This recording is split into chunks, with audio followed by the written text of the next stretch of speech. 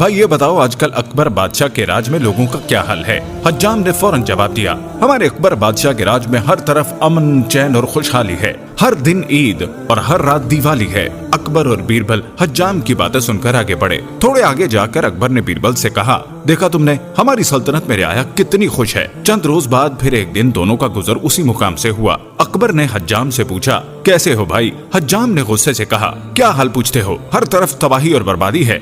अकबर की हुकूमत में हर आदमी दुखी है। सत्यानाश हो इस मनहूस बादशाह का। ये सुनकर अकबर हैरान रह गया। यही आदमी कुछ दिन पहले बादशाह की इतनी तारीफ कर रहा था। अकबर ने परेशानी के आलम में बीरबल से पूछा, क्या आखिर ऐसा क्या हुआ? बीरबल ने जेब से एक थैली निकाली और बादशाह से कहा, इसमें 10 अशरफियां हैं। मैंने 2 रोज पहले इसकी झोंपड़ी से उसे चुरा लिया था। जब तक इसकी झोंपड़ी में माल था, बादशाह और हुकूमत सब अच्छा था और वो सभी को सुखी और खुश समझ रहा था। बीरबल ने कहा, जहां बना, इससे आपको ये बताना मकसूद था कि